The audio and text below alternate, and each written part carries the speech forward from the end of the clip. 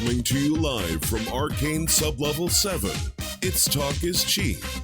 Now here's your host, Dan Hohlfeld.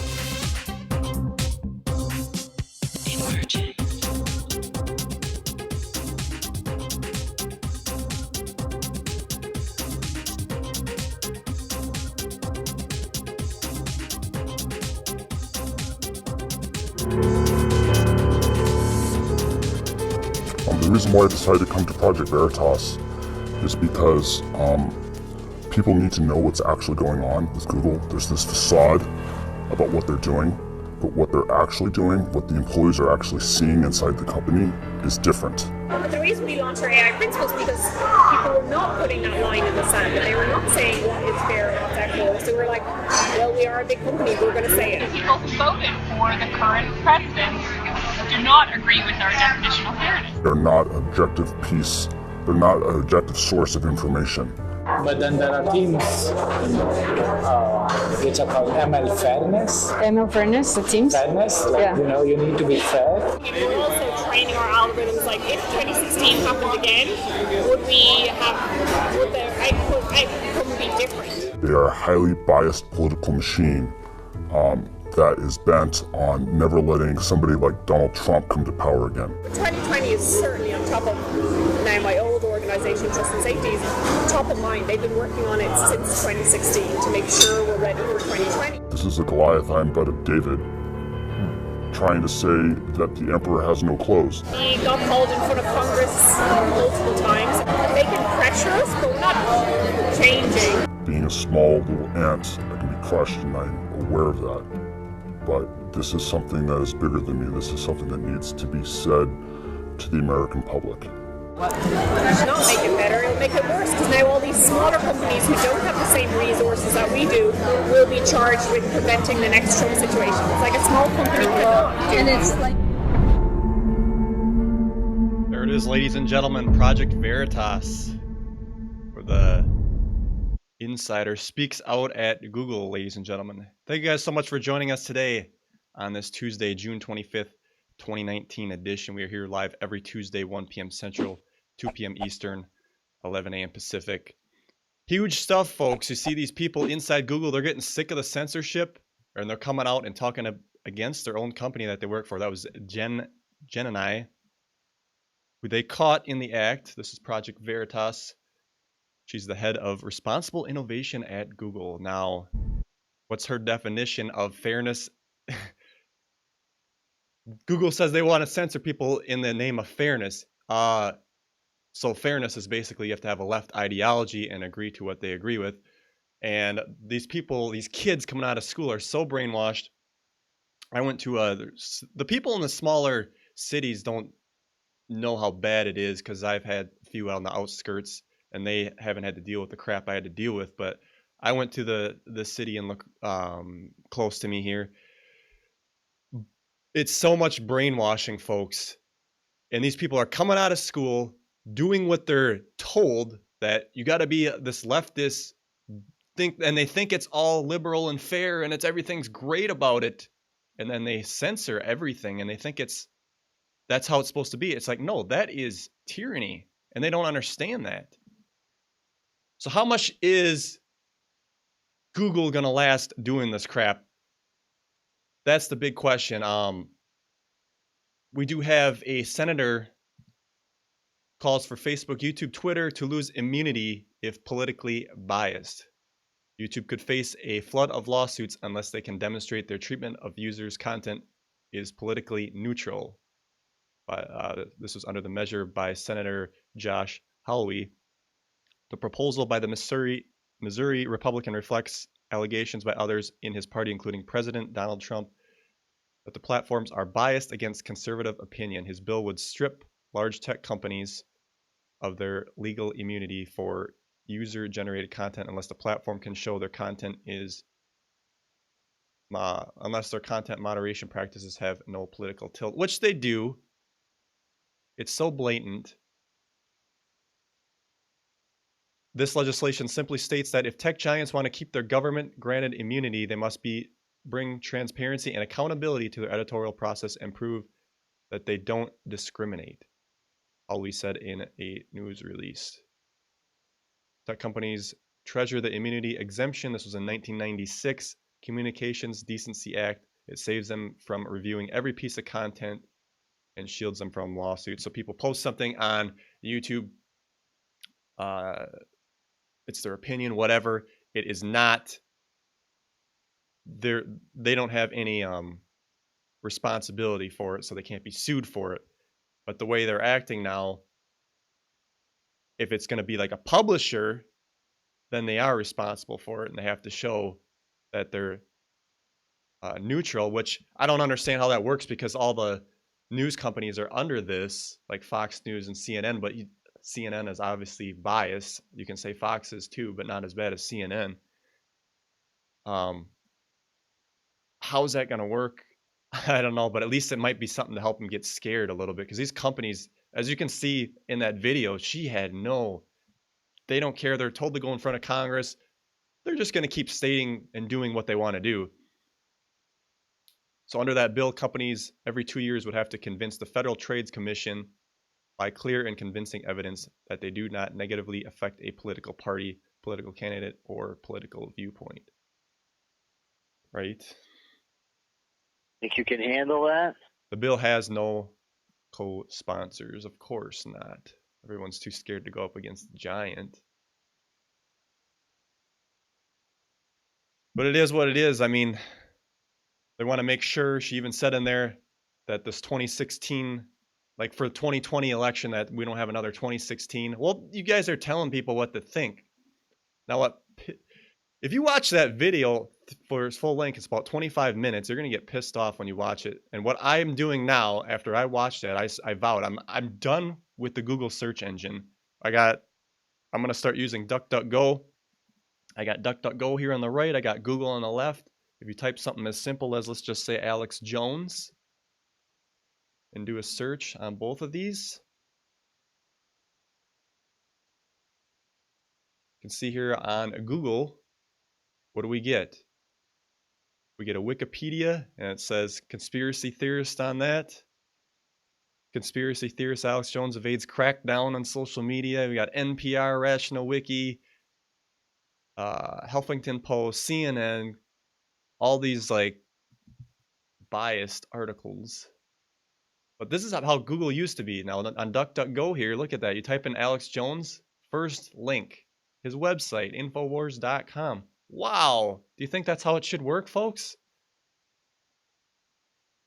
And then, yeah. I'm totally done with the Google search engine. Now you can say, oh, Dan, you're still on YouTube. Yeah, I'm still there because people are there.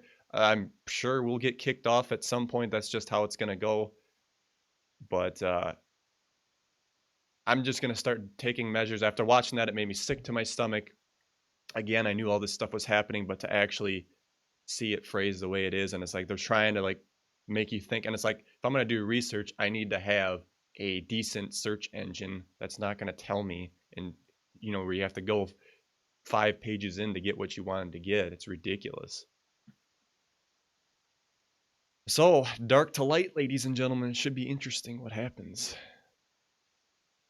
All right, moving on to today's show. We got a big show here, folks.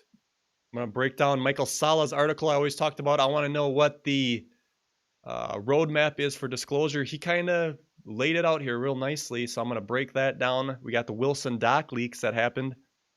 I'm going to touch upon this very lightly, but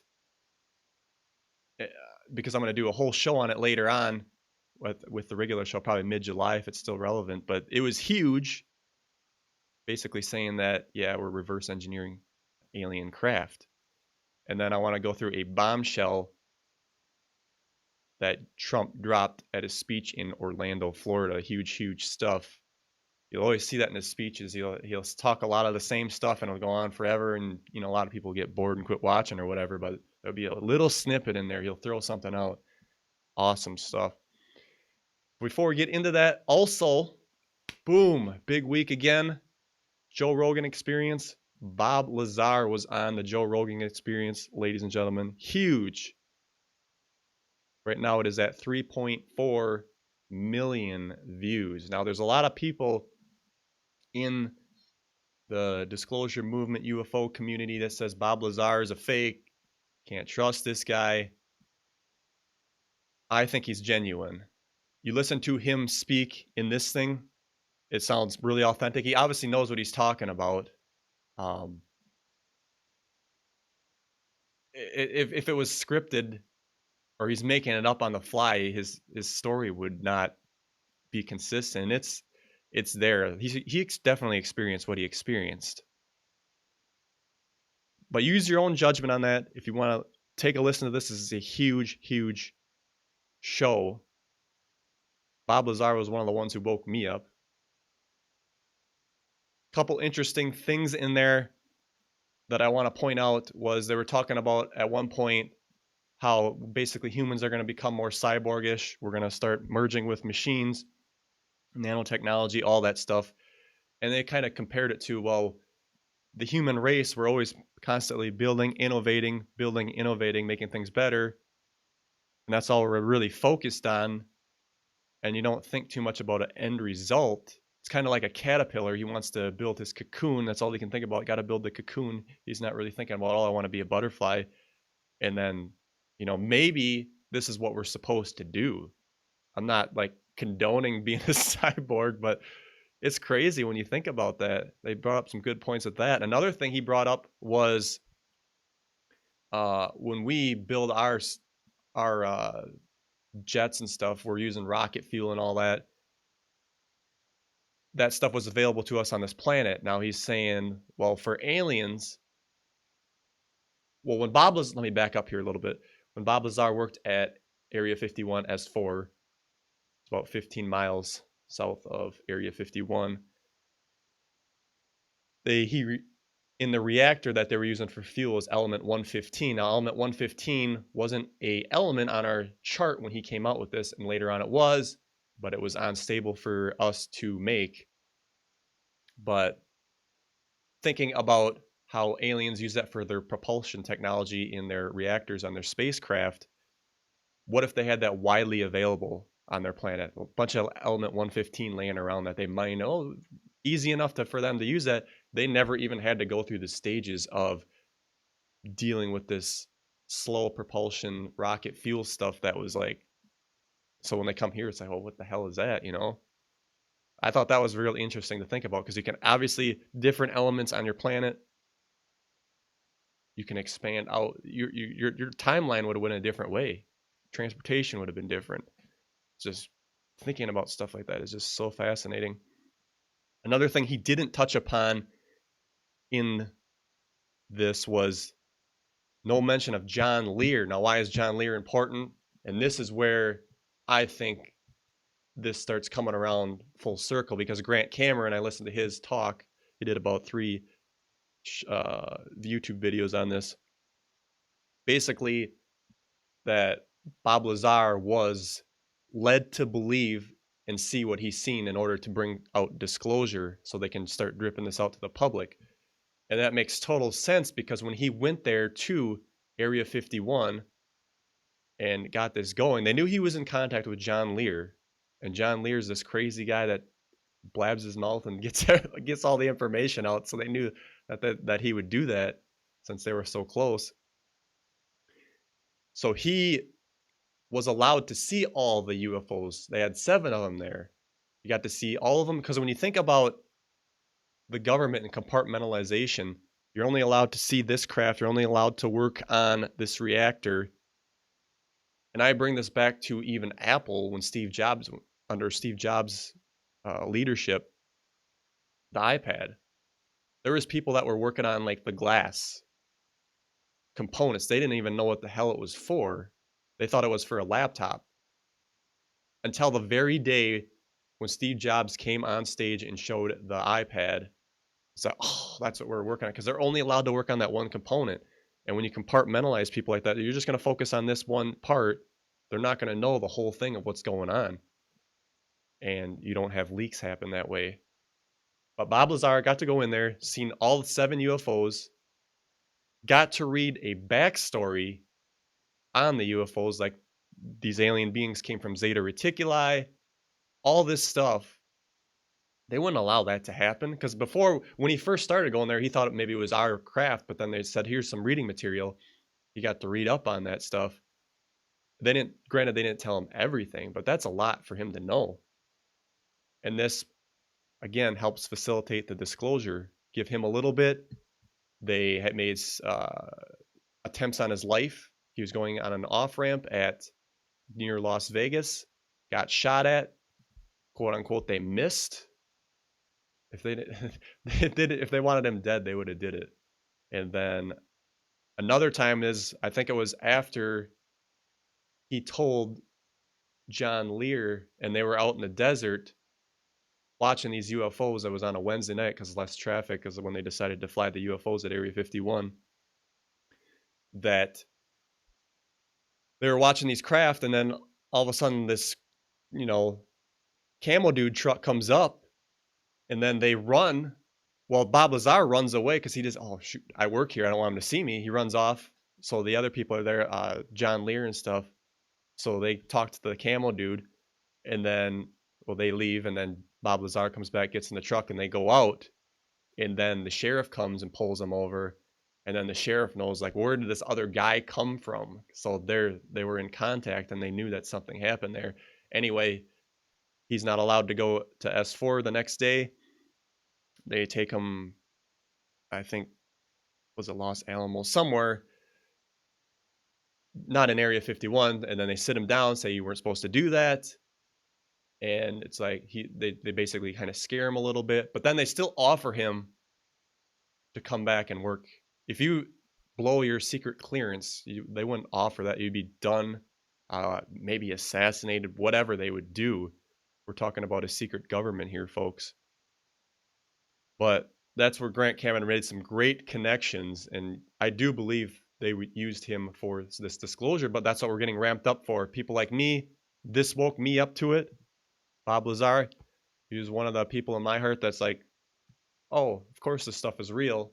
Got me acclimated, and now they're doing this again with To the Stars Academy. We got Tom DeLonge, who can bring the younger generation in, get them acclimated for this disclosure that they're trying to bring out.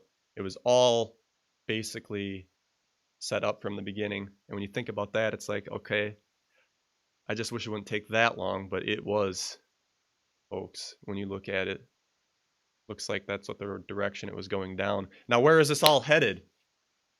Because Michael Salla wrote a nice article that I'll dive into step by step here. But Trump and Congress briefed on U.S. Navy pilot UFO sightings, the connection to Space Force and disclosure. This is so important. And I'll break this down in a nutshell, and we'll go through it piece by piece.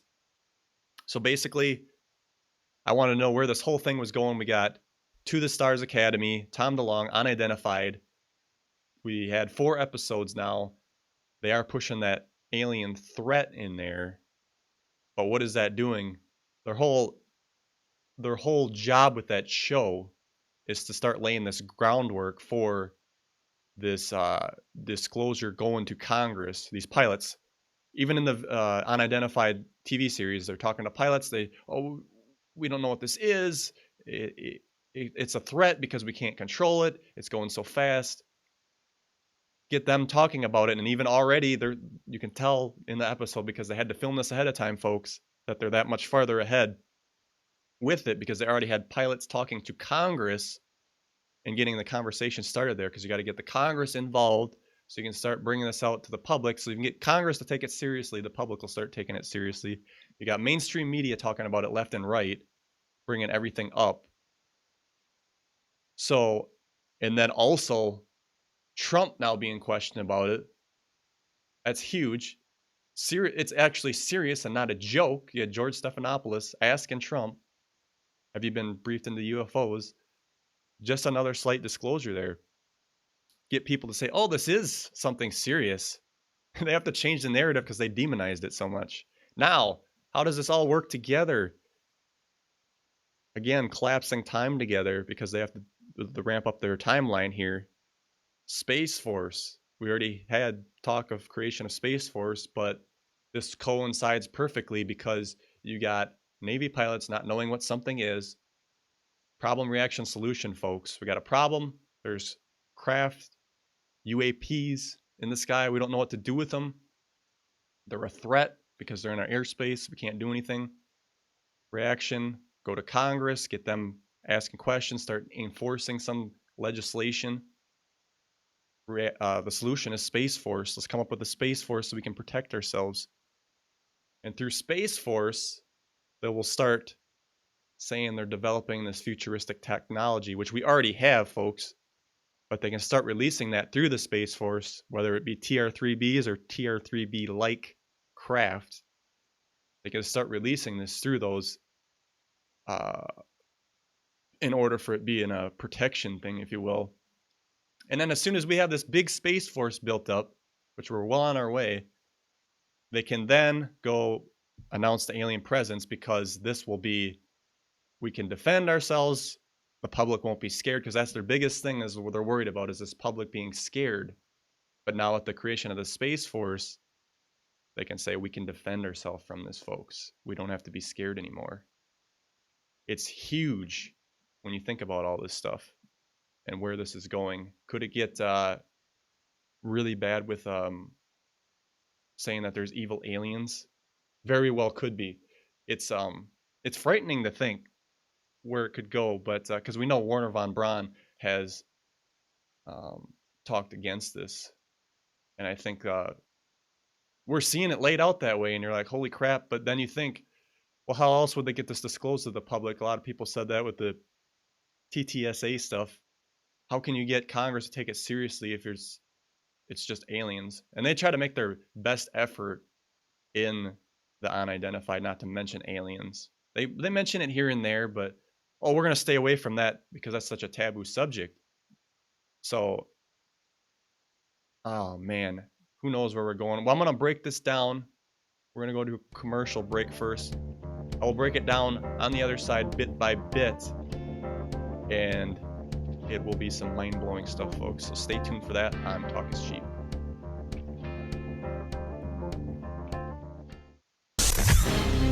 Questioning your reality, questioning everything. You're listening to Talk is Cheap with Dan Hohlfeld.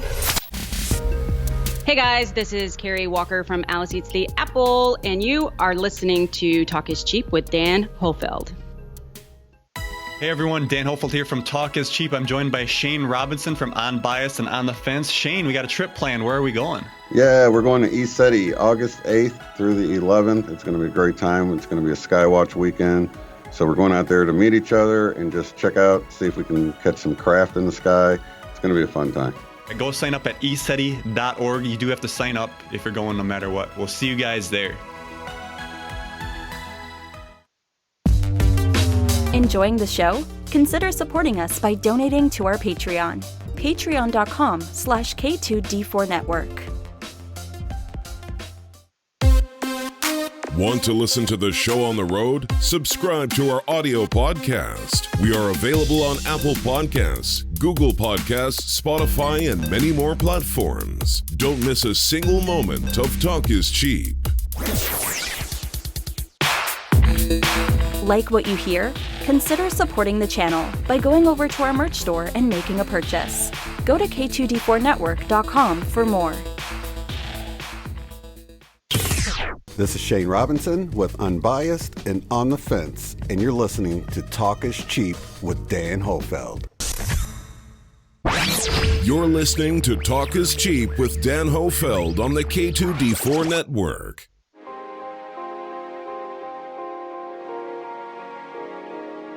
Live from the K2D4Network.com studios, it's Dan Hohlfeld.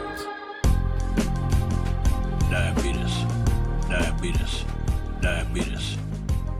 Welcome back to the show, ladies and gentlemen. It is June 25th, 2019. We are live. Hard to believe we're already going through June already. It's almost over. It's like, wow, so much for summer. It's going to be pretty much over before it started. All right. Before the break, I was breaking down in a nutshell all of this disclosure, where it's going, the roadmap. Michael Sala did a nice overview of how that's going to go down. I want to break down some sections in his article here. Again, the article is called Trump and Congress Briefed on U.S. Navy Pilots UFO Sightings, the Connection to Space Force and disclosure.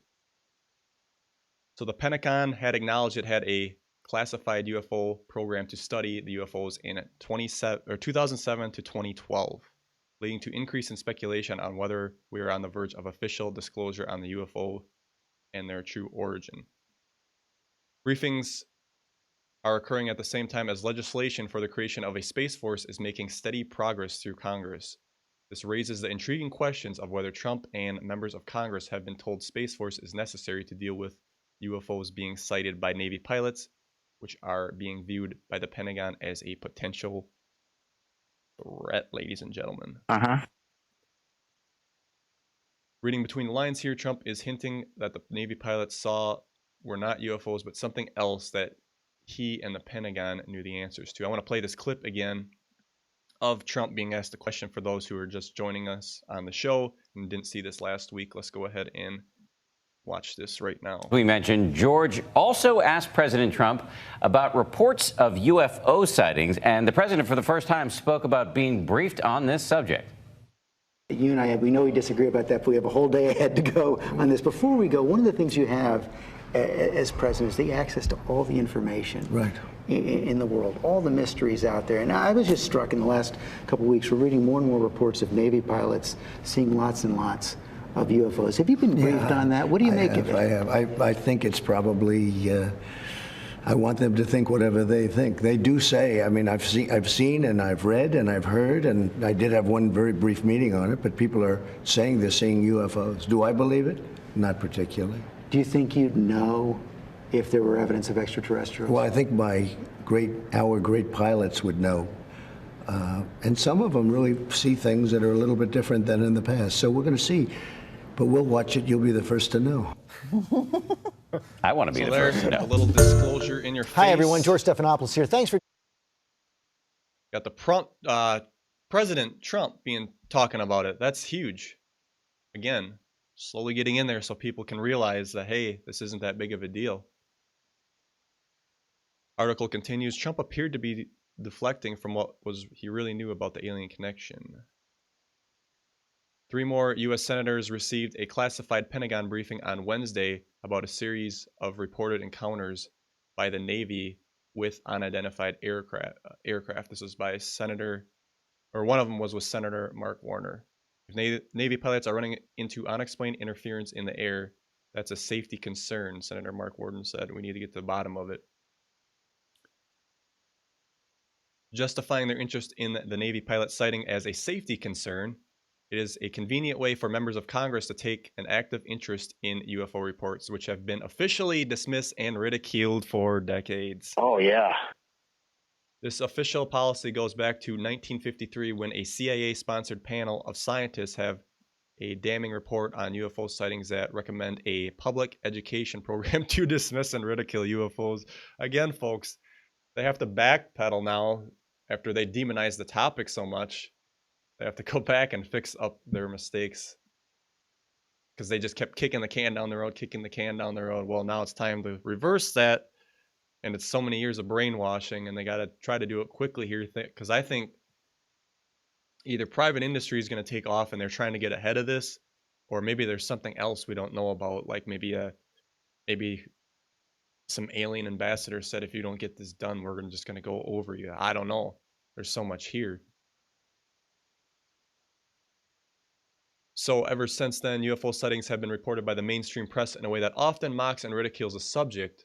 What is very unusual today is that serving Navy pilots are given permission to talk about their sightings. Again, they changed that policy. Don't talk about this stuff. It's kooky. Now you can talk about it because they got to get that conversation going with Congress. They are being told that UFOs are an unknown threat at the same time as the Trump administration and the Pentagon are pushing for the establishment of Space Force. Where is that? I never have that one ready. I don't know why I don't have it ready because it would be so good. I'm going to have to copy that one. Space Force! There it is. Space Force will be officially created in 2020. I want to break this down. It looks like it's not even going to be called Space Force. It looks like they changed the name, but maybe they got to do more votes on it yet. I don't know. And it looks like it might be later, so I don't know where Michael Sala got that information, but it looks like it's going to be delayed a little bit and called something else. After Space Force is officially announced, the stage will be set for the Air Force to unveil the classified space technologies it has been covertly developing for decades in a secret program. So, perfect, folks. You say, how are they going to release this technology? Well, now they can release it through Space Force. There's a threat out there. We got Space Force building up. That'll help push votes because Congress is now talking to Navy pilots about this stuff. Get Space Force established. Get the tech released through Space Force. Very, very nice segue. And of course, also last week, or maybe it was 2 weeks ago, it came out. We got the Wilson documents. Admiral Wilson, former director of the Defense Intelligence Agency, was denied access back in 1997 to classified corporate program involving the reverse engineering of non-human made advanced technologies. And you think about that article, or excuse me, that document a little bit. In a nutshell, and like I said, I'm going to go into farther depth on a future episode of this. But in a nutshell, you got Admiral Thomas Wilson, Lieutenant Willard Miller of the U.S. Navy. And of course, Admiral Thomas Wilson was a director of intelligence for Joint Chiefs of Staff in 97 to 99. So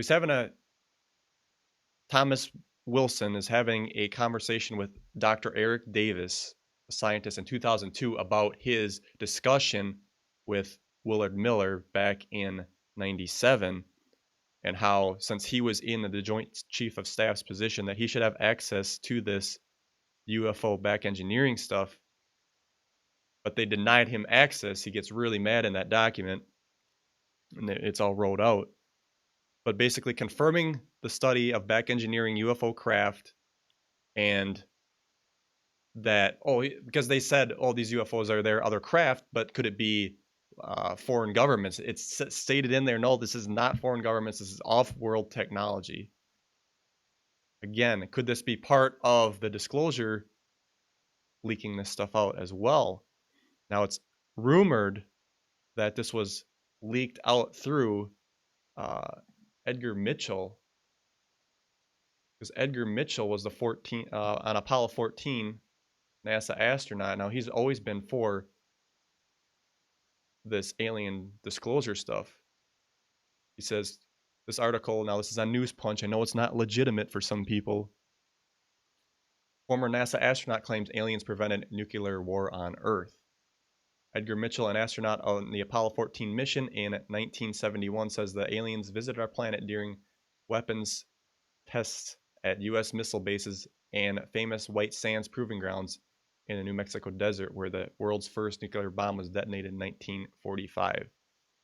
The astronaut has been outspoken about his belief in aliens ever since he landed on the surface of the moon. Interesting. Yeah. Maybe he saw something up there.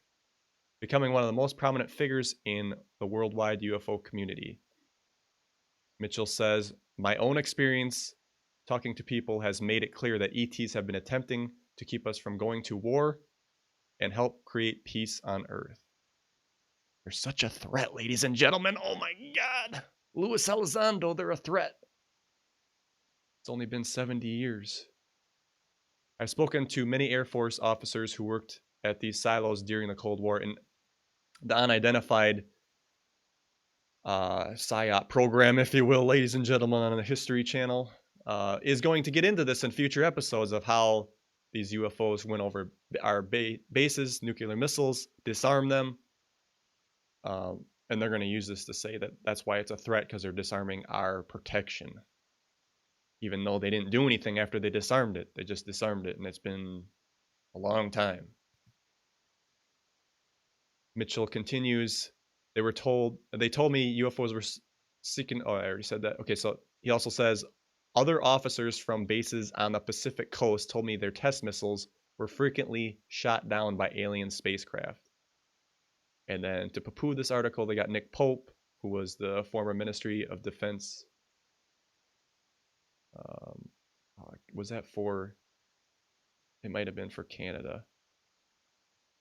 I'm not sure on that one. He says the idea that peace-loving extraterrestrials are here to warn humanity about our destructive ways is popular in the New Age movement of the UFO community. Alternative explanation is that some of these sightings are attributed to espionage activity involving secret spy planes or drones. Okay, we're gonna go back to the drone thing on that. But you got Edgar Mitchell. Now tying this back into the Sala article, I know that was a lot to sidetrack on. It was rumored that the Wilson documents were released through Edgar Mitchell, so he passed away. They have things in place. A lot of people get on their deathbeds and it's like they want to get the secrecy out, but they wait because they need to live off the pension and whatever else. And actually, that's kind of why Thomas Wilson didn't come out, because he was threatened with losing his pension and losing a couple stars as well. So it's like, oh, I don't want to do anything to shake the pot. But when you get older, it doesn't matter anymore. Or even just have a little a thing in place when you die. Hey, these documents come out like that. Boom. What are they going to do? It's too late. And we'll start seeing a lot more of this now. So that's there. And finally, the last part of the article I wanted to share with. This is the most important part. Let me enlarge it. It looks a little small on there for you folks. So after Space Force has been created and its arsenal of anti-gravity spacecraft inherited from the U.S. Air Force is publicly revealed, the truth about some of the extraterrestrials currently visiting our world can be announced. Extraterrestrial disclosure can be done in a way that does not undermine public confidence over the U.S. and other national governments being able to defend their populations against any possible hostile extraterrestrial actions. That's key. Because I was always wondering how they're going to bridge that gap. They got it right there through the UFO thing. Beautiful, beautiful, ladies and gentlemen. So now back to the Space Force. So this is spacenews.com. House Armed Service Committee votes to create a U.S. Space Corps. So they decided, according to this article, not to go with the Space Force title and go with Space Corps.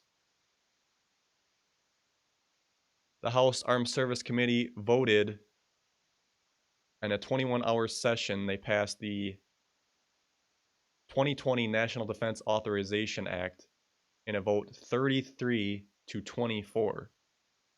Now, name of the new space service would be U.S. Space Corps rather than the Trump administration's preferred name, U.S. Space Force. Like the Marine Corps, the Space Corps would be led by a 4-star commandant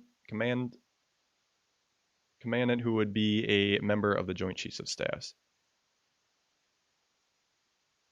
So, again, is that a big issue? I don't know. I think the Corps, if I'm reading into this right, the Corps would be more of a subsection of the Air Force rather than its own branch. They can make the argument you would save money, I guess. But I think Trump realizes how big this is actually going to be, and that's why he wanted a separate branch. And a lot of these people don't know how deep this thing goes because they haven't been briefed on it.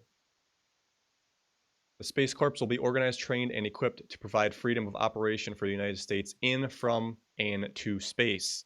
The Space Corps will protect the interests of the United States in space, deter aggression from and to space, and conduct space operations. That's a huge line right there, folks. And it really makes you think, okay, we just have these rocket things and we can barely take off from the planet and it's so hopeless. And we're talking about a Space Corps already. So how can, you think these Space Corps guys are going to be on these ships walking around in these big excuse my language, these big suits? You can't move around in the damn things.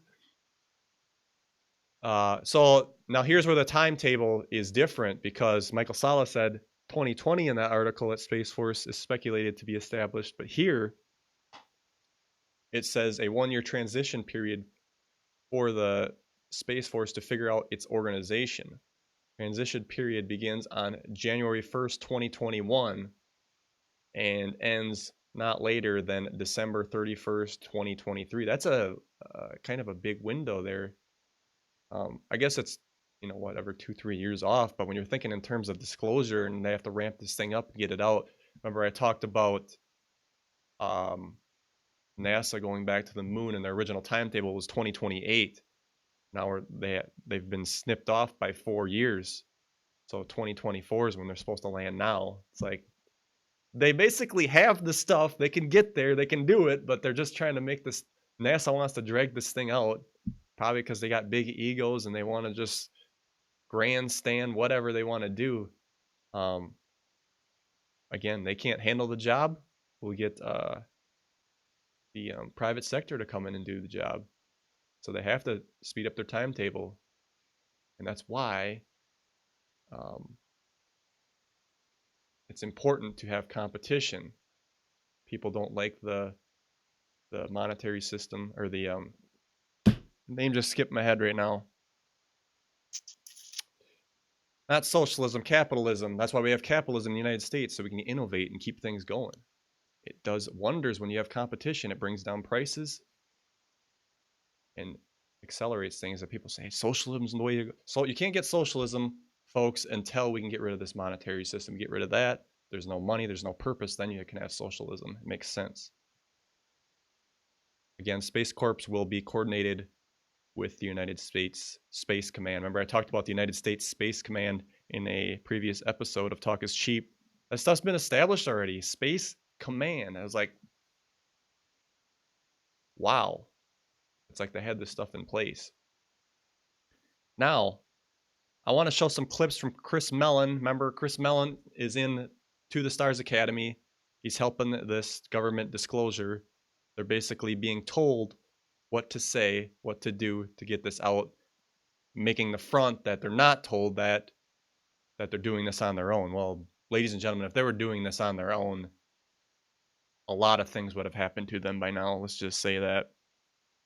So in this clip, he's on Fox News. He says, "We know UFOs exist. The U.S. Navy acknowledges they exist." Huge, huge stuff. And remember, Chris Mellon was a former United States Deputy Assistant Secretary of Defense for Intelligence. God, that's a long title. So let's play a clip here. And there's like 3 different clips I want to play on this. Now our next guest is sounding off in a brand new series on History Channel called Unidentified: Inside America's UFO Investigation. Here with more former Deputy Assistant Secretary of Defense for Intelligence, Christopher Mellon. Christopher, do you believe the UFOs exist? We know that UFOs exist. This is not no longer an issue. The Navy itself has publicly acknowledged the fact that they exist, and Navy pilots, active duty pilots, have gone on the record in the New York Times acknowledging the fact that they exist. So the issue now is, why are they here? Where are they coming from? And what is the technology behind these devices that we're observing? Are there indications that these unidentified... Boom! Right in your face. That drops the people's thing. Oh, we don't know. Like the UFOs, it drops the stigma from that. You got this guy that worked in the government. We know UFOs exist. Boom. You got the news taking it seriously. Huge. Now I want to skip ahead to another clip where he pushes the topic about, have we been interacting with these beings? And he says, well, he's got to poo-poo that subject because we can't talk about aliens yet. That's way too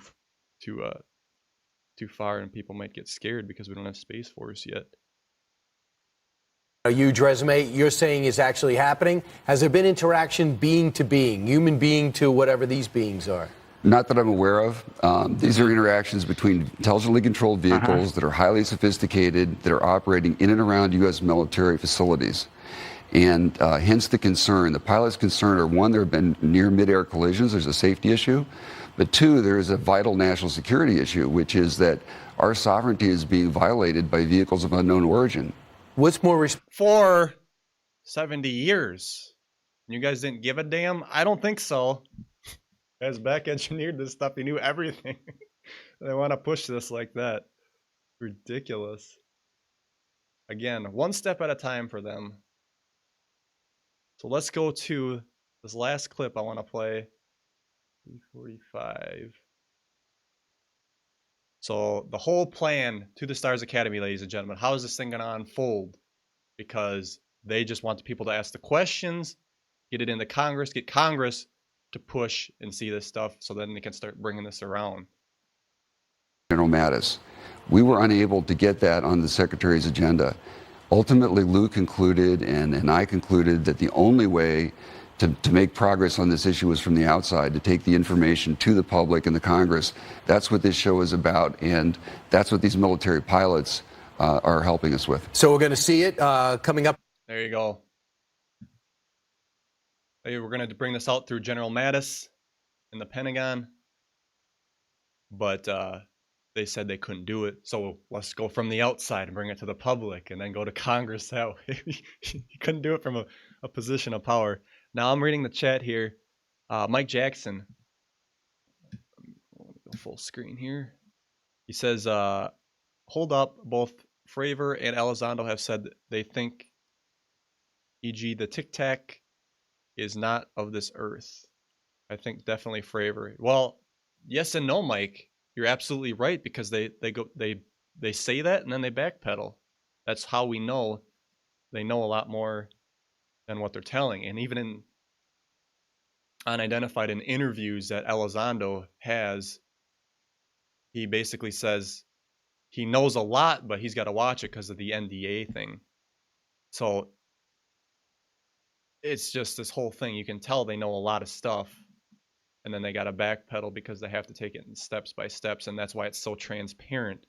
And then you can go look at documents, the Wilson documents. They've been studying this stuff. You can look at Area 51. They've seen craft out there. You got Chris Mellon talking to people at Area 51 saying, oh, we see craft a lot around here. Well, yeah, they're seeing craft. Another beauty of the compartmentalization, because they got people working up at Area 51, but 15 miles south, they're back engineering the UFO craft at S4 down there. So, of course, they're going to fly up there and over. And again, small amount of people knowing exactly what's going on with that. It's really beautiful when they think about how they got it compartmentalized. But now they got to backpedal and bring it all out. So, back to the senators. So now we talked about the future stuff, what that looks like, how I think I see it. So backpedaling back where we are is where we currently are in the unidentified episode. And actually, like I said, they filmed unidentified probably at least 2 or 3 months ahead of time, probably farther. So these pilots that have been having conversations with the senators and Congress, those conversations took place a while ago. And again, they're not on record. I would love to see what they were talking about on there. But when it hits mainstream news like this is CNN politics. Senators receive classified briefings on UFO sightings. A group of U.S. senators, including the vice chair of the Senate Intelligence Committee, received a classified briefing on Wednesday about a series of reported encounters by the U.S. Navy with unidentified aircraft. If pilots at Oceana or elsewhere are reporting flight hazards that interfere with our training or put them at risk, then Senator Warner wants answers. It doesn't matter if it's weather balloons. Let's push weather balloons. Little green men, so there they go, putting that out there a little bit, or something else entirely. We can't ask our pilots to put their lives at risk unnecessarily. This was from Rachel Cohen, the spokeswoman for Senator Mark Warner. Article continues.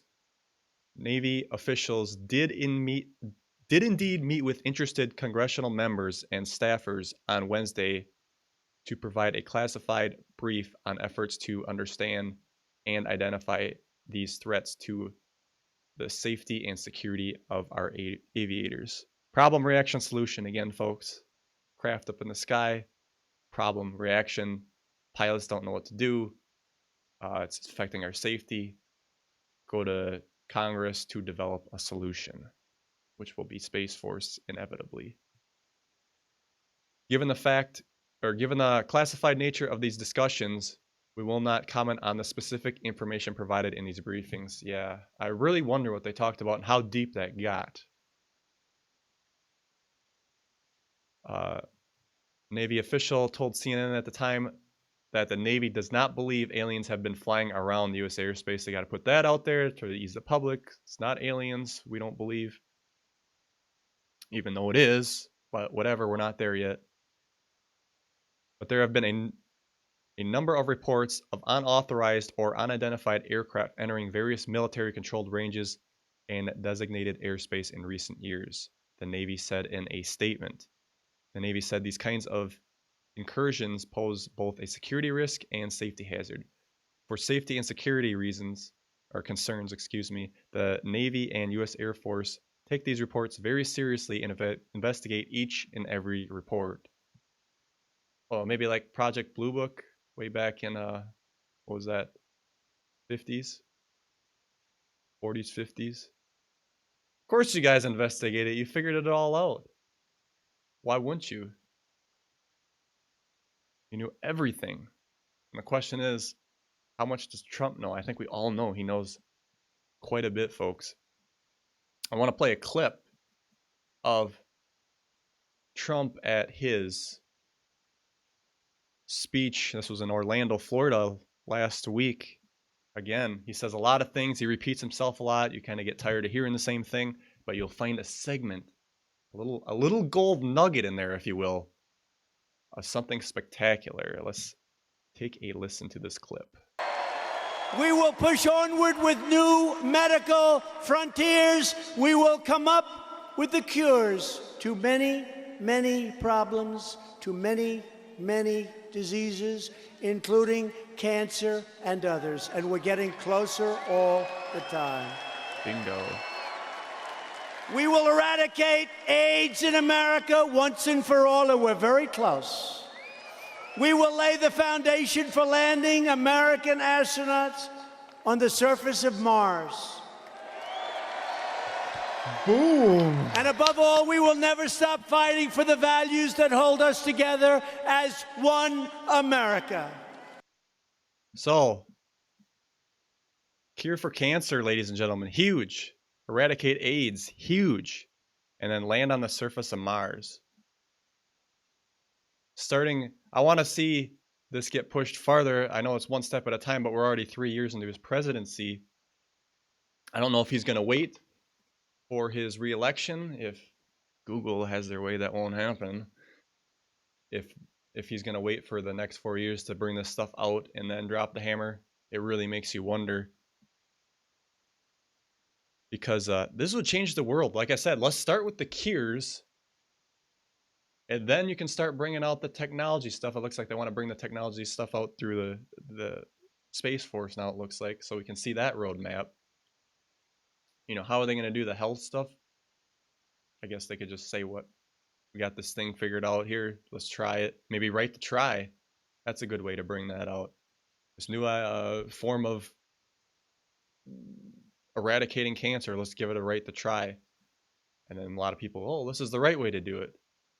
And I don't know if they're going to announce the weather weapon thing. That might scare people too much, but he really should have did that when we had the damn hurricanes come through and cause unnecessary damage when we could disable those, especially if it was the cabal causing them. All right, I'm reading the chat. There's a lot of talk about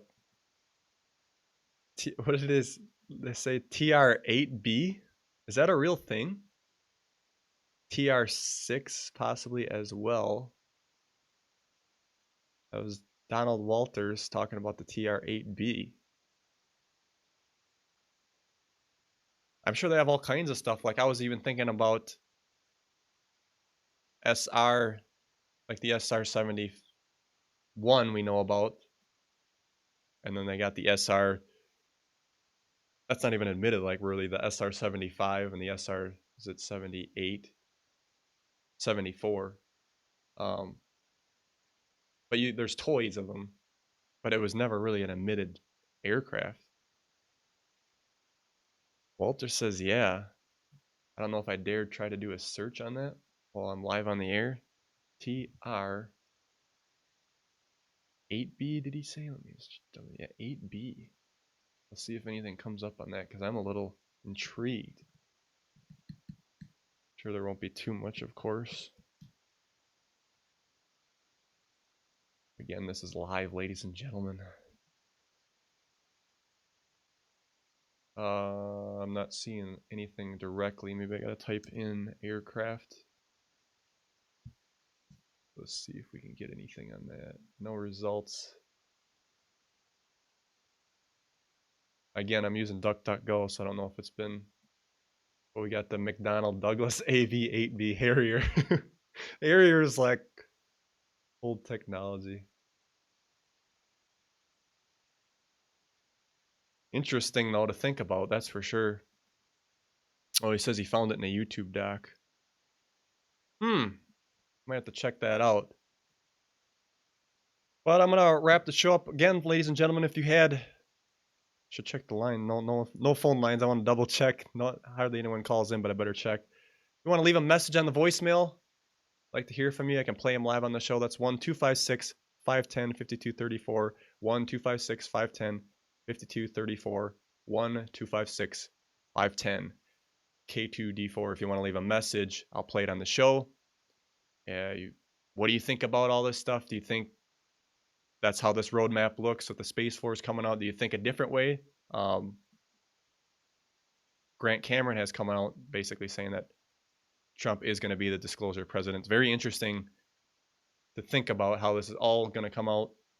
He's got, what, 6 years left? If he gets reelected, of course, and if he doesn't get cheated like people think could happen, but it is what it is. So, folks, with that, another week in the can, and we'll see you next week, same time, same place, maybe, if I'm still on YouTube. If not, we'll just keep going somewhere else. All right, folks, bye-bye. Later.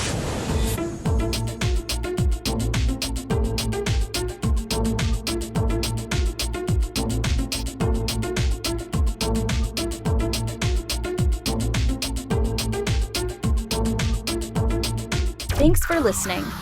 Visit K2D4Network.com today.